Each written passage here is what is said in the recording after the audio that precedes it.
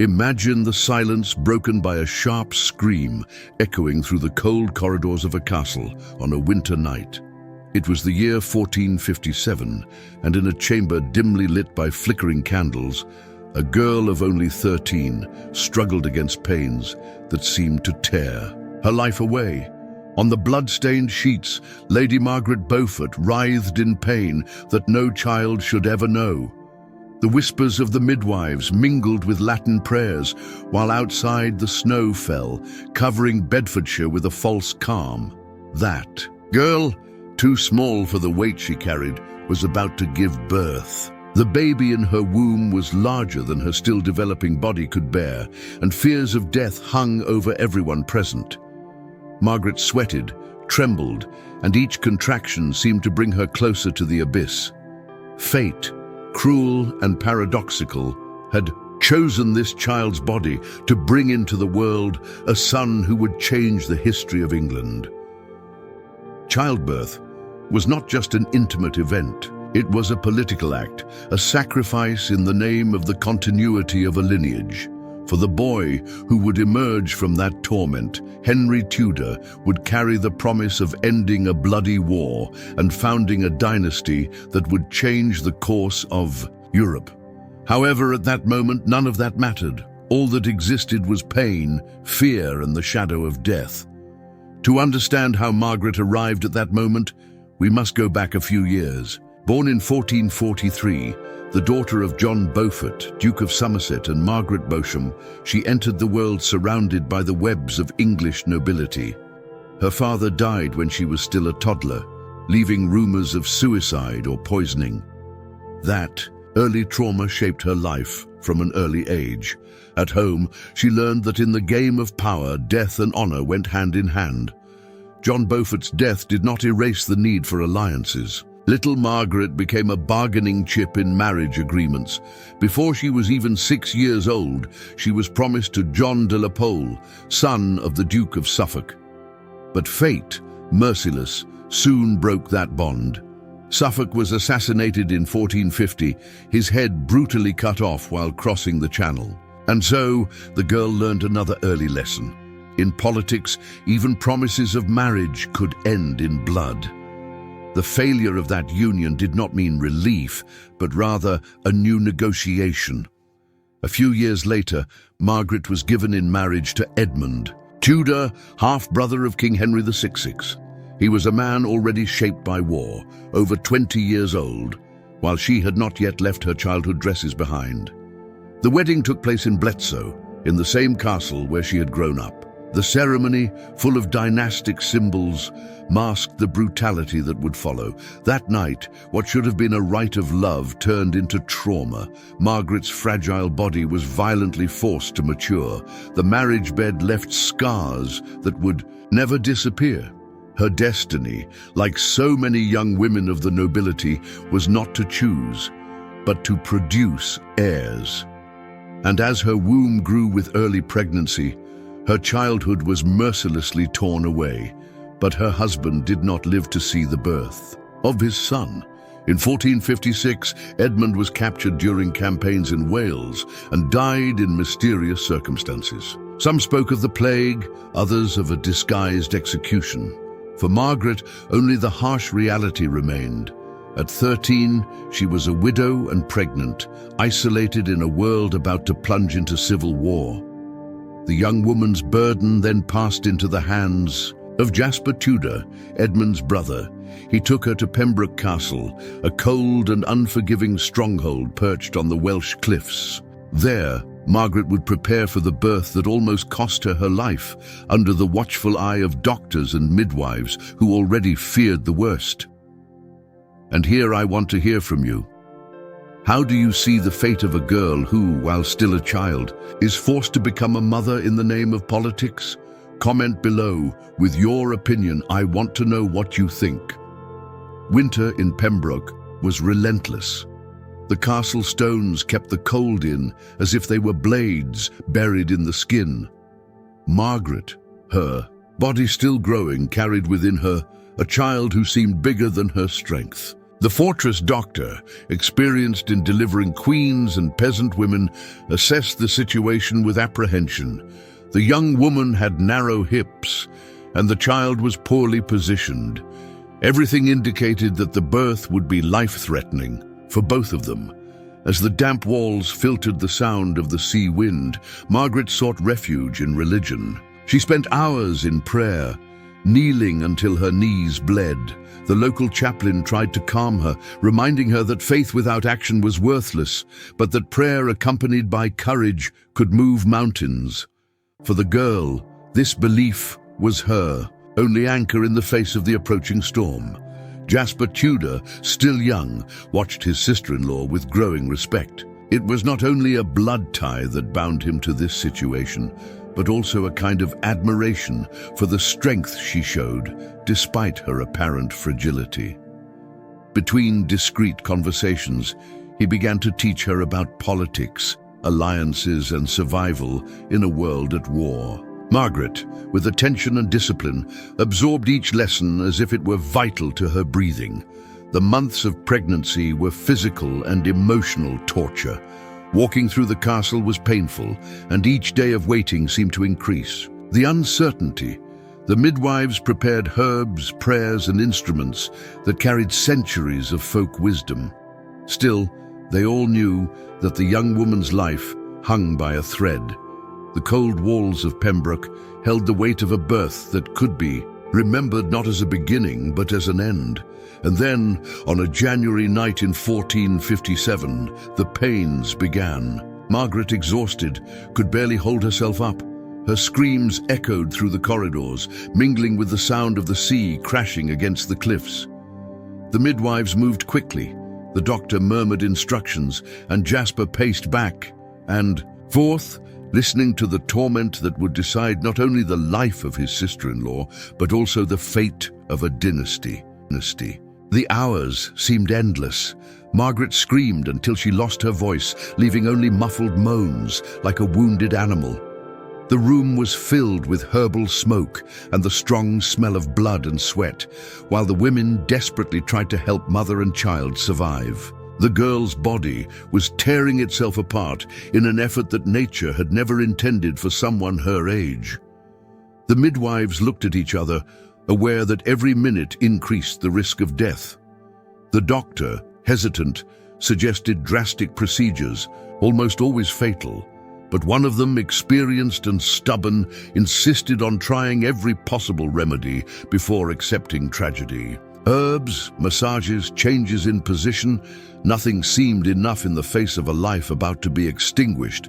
Finally, after almost a full day of torment, the baby was pulled from Margaret's body in a painful and risky manual delivery. There was a deathly silence in the room when the child emerged, pale and almost lifeless. For a few seconds, it was believed that all the suffering had been in vain. But then, a faint, insistent cry filled the room. It was Henry Tudor, future King of England. Margaret, almost unconscious, heard that sound like a thread of hope amid the pain. She tried to reach out her arms, but her broken body would not obey. The midwives brought the baby closer for a moment, long enough for her to etch the small, wrinkled face of her son into her memory. Soon, the child was taken away to be warmed and cleaned. The price, however, was devastating. The doctor found severe lacerations and irreparable damage. The 13-year-old girl would never be able to have another child. The politician had gotten his heir, but in return had condemned Margaret to sterility. She had survived by a miracle, but her life would never be the same. Her recovery was slow and painful. For weeks, Margaret remained feverish and delirious, her body weakened by infection and brutal exertion. The midwives and the doctor took turns applying bloodletting, herbs, and hot soups in an attempt to keep her alive. The smell of medicine and sweat permeated the rooms, while the castle corridors were silent, fearing the news of her death at any moment. But the girl resisted. Between moans and sleepless nights, her faith grew even stronger. She spent long hours in prayer, giving thanks for her survival and asking for strength to raise the son who had almost cost her her life. This spiritual connection would become a central trait of her personality, transforming her pain into devotion. However, motherhood was not easy. Margaret loved little Henry deeply, but every time she held him, she remembered the pain of childbirth. That innocent face was also a reminder of the most terrifying night of her life. Between caresses and tears, she oscillated between tenderness and trauma, a conflict that would never completely leave her. The world outside the castle walls offered no respite either. England was on the brink of chaos, divided between the houses of Lancaster and York. The War of the Roses was becoming increasingly inevitable, and each lineage was a threat or a promise of power. Margaret, even at such a young age, knew that her son was not just a child. He was a political symbol on a chessboard. To protect herself and secure a future for Henry, Margaret agreed to a new marriage in 1458. This time to Henry Stafford, of the powerful Buckingham family. There was no romance, only necessity. The agreement was sealed in silence, without grand celebrations, but with the promise of safety for mother and son amid the approaching turmoil. The marriage to Stafford was more of a political pact than a union of hearts. He sympathized with the York cause, but understood the value of marrying Margaret, heir to a noble lineage and mother of a potential successor. For her, this marriage was armor. It guaranteed protection, preserved her property, and above all, provided the support Henry needed to grow up in relative safety. The boy, however, remained in the care of Jasper Tudor in Wales. Margaret only saw him on rare occasions, when negotiations and war allowed. It was a painful separation, but necessary for the survival of both. In letters, she sent advice, prayers, and simple gifts, trying to keep the maternal connection alive. Meanwhile, the young widow-turned-wife learned to navigate the labyrinthine world of politics. Under her husband's wing, Margaret studied finance, law, and religion, expanding her knowledge with impressive discipline. She created a small library, collecting works in Latin, French, and English, as if she foresaw that to succeed in that world, she would need not only faith, but also strategy. For years, she lived amid the intrigues and battles that swept England. Kings were deposed and restored in a bloody cycle. Henry VI fell, Edward IV ascended, and then the balance shifted again. Margaret watched and learned, always cautious, always silent, shaping herself as an essential piece in a game that was still far from over. Each news of a Lancastrian defeat brought the same agonizing question. Was Henry still safe in Wales? The fear of her son's death haunted her like a shadow. It was in this unstable terrain of war and uncertainty that Margaret's determination began to turn to steel. In 1461, the war reached a new level of brutality. The Battle of Towton, fought in a snowstorm, left tens of thousands dead on the field. It was the bloodiest battle in English history. Edward IV's triumph seemed to seal the defeat of the Lancastrians, and for Margaret, it meant that her son was in even greater danger. The boy, though far away, could be seen as a living threat to the new king. Her nights became sleepless. She dreamed of soldiers breaking down doors, of news of Henry's death, or of letters sealed with blood. To keep herself informed, Margaret set up a network of messengers and informants, paying servants, merchants, and clergy to bring her any news from Wales. Her constant vigilance kept Henry alive, albeit distant. Meanwhile, her marriage to Stafford dragged on for 14 years. It was not a bond of affection, but one of survival. Margaret cared for him after a war wound left him debilitated, and during that time she managed to convince him, little by little, that the Yorkist cause would not reward him. With patience and intelligence, she planted doubts in his heart, turning him into a silent ally of her lineage. She, who had once been a girl handed over to politics, was now learning to master the same game. Her conversations with other women at court, queens, ladies, and widows, became a secret channel of information. She knew that often the fate of England lay not only in the swords of men, but also in the words exchanged in women's whispers. Amid this web of intrigue, her son grew up in Wales under the protection of Jasper Tudor. Henry learned not only the arts of nobility, riding, fighting, dancing, but also the resilience of those who survived in the shadow of death. He was shaped not in gilded palaces, but in isolated fortresses, far from the mother who loved him, and at the same time feared losing him with each new conflict. The year 1471 marked an irreversible tragedy. The battles of Barnet and Tewkesbury destroyed the last hopes of the Lancastrians. The young Prince Edward, direct heir to Henry VI, was killed, some said in combat, others in cold execution after surrender. Shortly thereafter, King Henry VI himself disappeared, probably murdered in the Tower of London. Suddenly, the boy Margaret had given birth to at the age of 13 became the last flame of an almost extinct cause. Henry, only 14 years old, came to be seen as the most legitimate heir to the House of Lancaster. But this legitimacy was also a death sentence. If he were captured by the Yorks, he would show no mercy. Jasper Tudor, understanding the risk, made the most painful decision: to exile his nephew. On a rainy night, Henry hurriedly boarded a ship bound for Brittany, leaving behind his homeland and his mother, who was not there to say goodbye. The separation was now not only one of distance, but of borders and kingdoms. When the news reached Margaret a few days later, she felt the ground open beneath her feet.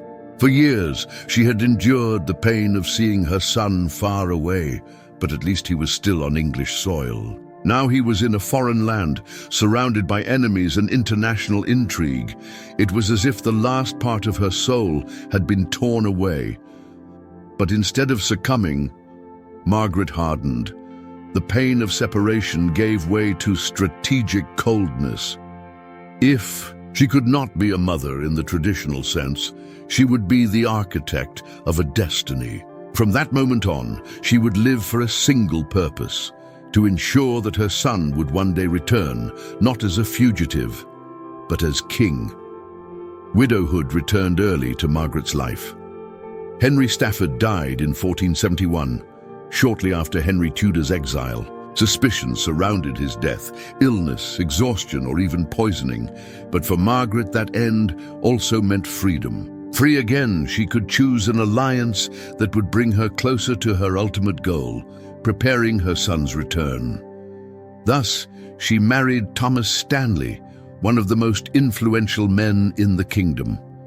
Stanley was known for his ability to change sides at the right moment, always surviving political storms. For him, joining Margaret meant gaining prestige and access to the powerful Beaufort lineage. For her, it was an opportunity to gain military strength, information, and protection in an increasingly unstable court. The wedding was celebrated with great pomp, a sign that Margaret was not a forgotten widow, but still a vital piece on the English chessboard. Even Edward IV himself attended, preferring to have her close rather than operating in the shadows. It was a pact of convenience, not love, but an effective pact nonetheless. Meanwhile, in Brittany, Henry grew up in exile. He lived as a guest and hostage, used as a bargaining chip between French and English interests. Margaret, however, kept in touch through secret letters, coded messages, and informants scattered throughout Europe. It was a fragile thread, but enough to keep the flame of hope alive. The unexpected happened in 1483, the sudden death of Edward IV. His son, the young Edward V, should have taken the throne, but his uncle, Richard of Gloucester, seized power and crowned himself Richard III. Shortly thereafter, the two princes disappeared from the Tower of London. Rumors of infanticide forever tarnished the image of the new king and paved the way for Henry Tudor's cause to resurface. Before continuing, I would like to ask you for something important. If you enjoy learning about these intense and almost forgotten stories of royalty, please like this video and subscribe to the channel. This helps us bring you more impactful stories like this one. The tyranny of Richard III rekindled a rare boldness in Margaret. With Yorkist legitimacy in ruins, she organized daring conspiracies, aligning allies within England and coordinating in plans with her son in exile. Still under surveillance and even under house arrest, she did not stop acting. Her intelligence and perseverance became weapons as sharp as any sword. When Henry finally landed on English soil in 1485, he brought with him the support his mother had cultivated with patience and cunning. The decisive battle was at Bosworth. The armies faced each other on a muddy field, and at the crucial moment, the forces of Thomas Stanley, Margaret's husband, changed sides, sealing the fate of King Richard III. The usurper fell on the battlefield, and the young Henry became King of England. It was the triumph of nearly 3 decades of sacrifice. Margaret, who at 13 had nearly died giving birth, was now the mother of King Henry VII, founder of the Tudor dynasty. Her personal pain had been transformed into political power, and her determination into historic victory. Years later, now elderly, she lived to see her son consolidate the throne, unite the houses of Lancaster and York, and usher in a new era. She died in 1509, a few days after the coronation of her grandson, Henry VIII. She rests in Westminster with a Latin inscription celebrating her life, but revealing nothing of the horrors she endured. For what echoes in history is not only her victory, but the cry of the girl in Pembroke, the child who suffered to bring a king into the world and seal the fate of a nation.